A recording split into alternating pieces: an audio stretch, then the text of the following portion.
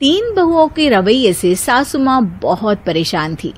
दरअसल बात ये थी कि तीनों बहुओं में किसी बात को लेकर अनबन हो गई थी। तब से ही तीनों एक दूसरे से मुंह फुलाए रहती थी। ना कोई सीधे मुंह किसी से बात करती, ना किसी का कहना मानती।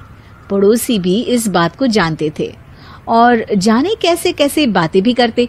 इसीलिए सासू माँ ने तीनों बहुओं को तुरंत अपने कमरे में बुलाया। मैं कई दिनों से देख रही हूँ, तुम तीनों अलग अलग सारे काम कर रही हो। ये सब नहीं चलेगा, तीनों को मिलकर ही काम करना पड़ेगा। सास की बात सुनकर एकदम से बड़ी बहू बोल उठती है। नहीं मम्मी जी, मैं इन दोनों के साथ कुछ नहीं कर सकती। मैं इस घर की बड़ी बहू हूँ, फिर भी ये मेरा कहना बिल्कुल भी नहीं मानती। अरे जेठानी जी, जानबूझकर मुझे डबल काम करवाती है आप। और छोटी मुझसे टेढ़े मुंह ही बात करती है। इन दोनों के बीच हमेशा सैंडविच बन जाती है मेरी, और मैं हमेशा आलू की तरह बीच में मसली जाती हूँ। मम्मी जी, इन दोनों को लगता है कि मैं छोटी हूँ तो इनके पैरों तले दब जाऊंगी, लेकिन नहीं, मेरा भी उतना ही अधिकार है जितना इन दोनों का है। बड़ी आई दोनों मेरी चुगली करने के लिए, मुझे क्या कम समझ रखा है। तीनों बहू एक दूसरे से बहस करने लगती है और सास दोबारा ये देखकर टेंशन में आ जाती है और सबसे कहती है, चुप हो जाओ, अब से तुम तीनों सारे काम एक साथ करोगी। आंख बंद करके एक दूसरे की बात सुनोगी। तुम तीनों इस बात को गांठ बांध लो, वरना अगली छुट्टियों में तुम्हारा अपना मायके जाना कैंसिल। सास की बातें सुनकर डर के मारे तीनों हामी भर देती हैं। जी मम्मी जी, मैं समझ गई। हाँ मम्मी जी, जैसा आप कहें। आप जो कहेंगी मैं वही करूंगी। तीनों बहू सास की बात को गांठ बांध लेती है और वादा करती है कि अब से सारे काम वो तीनों एक साथ मिलकर ही करेंगी। ये सब देखकर सास खुश हो जाती है और वहां से चली जाती है। नीचे जाकर वो देखती है कि घर में शर्मा जी आए हुए होते हैं। सास जोर से आवाज लगाकर कहती है, अरे बहू, जरा चाय बनाकर तो लाना, शर्मा जी आए हैं। सास की बात सुनकर तीनों बहू तुरंत किचन की ओर भागती है और चाय बनाना शुरू कर देती है। मुझे तो एकदम मसाले वाली कड़क चाय पसंद है, तो हम शर्मा जी के लिए मसाले वाली चाय ही बनाएंगे। अरे नहीं दीदी, गर्मी के मौसम में मसाला चाय कौन पीता है? मैं तो शर्मा जी के लिए इलायची वाली चाय ही बनाऊंगी।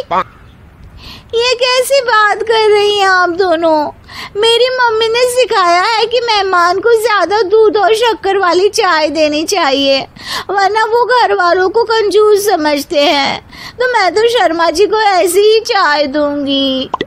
तीनों बहुएं अपने अपने तरीके से चाय में शक्कर, मसाला, पत्ती सब डाल देती है। उबलने के बाद तीनों मिलकर चाय बाहर लेकर जाती है और शर्मा जी और सासू माँ को देती हैं।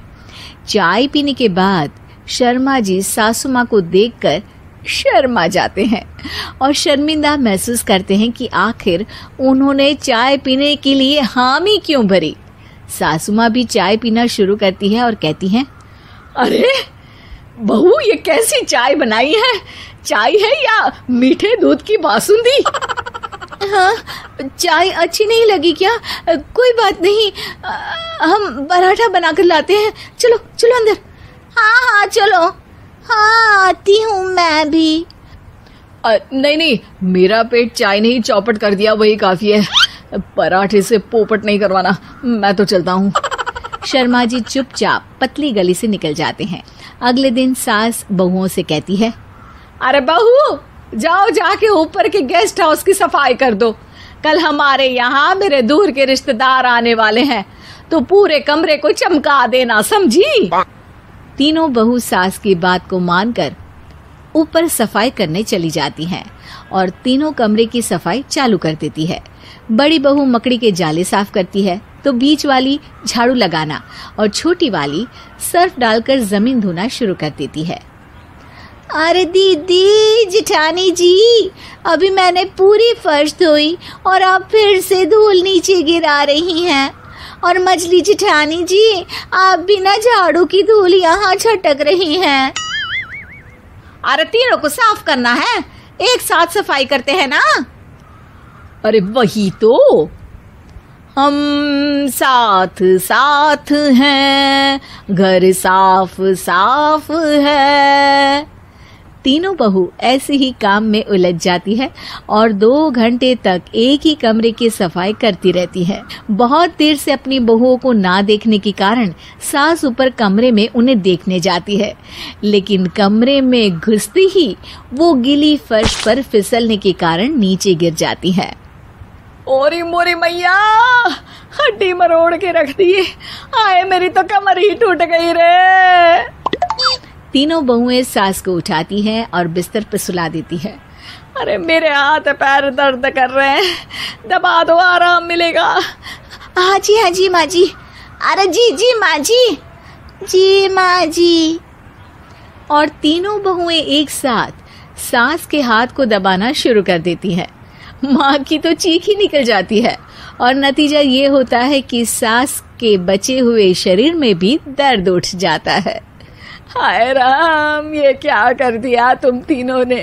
अरे मेरी तो किस्मत ही फूटी है कि तुम जैसी बहुएं मुझे मिली। हे भगवान, पूरे शरीर में दर्द बढ़ गया है, अब तो पता नहीं कि चल भी पाऊंगी या नहीं। माफ करो, मुझे गलती हो गई मुझसे कि तुम तीनों को एक साथ काम करने के लिए बोला। सोचा था तीनों मिलके अच्छे से काम करेगी, लेकिन बड़े बुजुर्ग सही कहते थे कि 3 तिगाड़ा काम बिगाड़ा। तुम लोगों ने ये बात ना आज साबित करके दिखा दी। तुम तीनों को तो समझाना यानी मानो भैंस के आगे भी न बजाना है। तुम्हें अकेले अकेले काम करना है ना, तो अब से तुम अकेले ही अपना अपना काम करो। तीनों बहुएं वहां से जाने लगती है। अरे कहाँ जा रही हो? आप ही ने तो कहा कि अपना अपना काम करो, तो मुझे मुल्तानी मिट्टी लगानी है। अरे मुझे भी तो नेल पॉलिश लगानी है, मुझे ना मेहंदी लगानी है। सास अपना सर पीट लेती है और कहती है, अरे मुझे भी लगाना है कुछ। क्या माँ जी? क्या माँ जी? क्या माँ जी? तुम्हारे घर वालों को फोन तुम्हारी हरकतें बताने के लिए।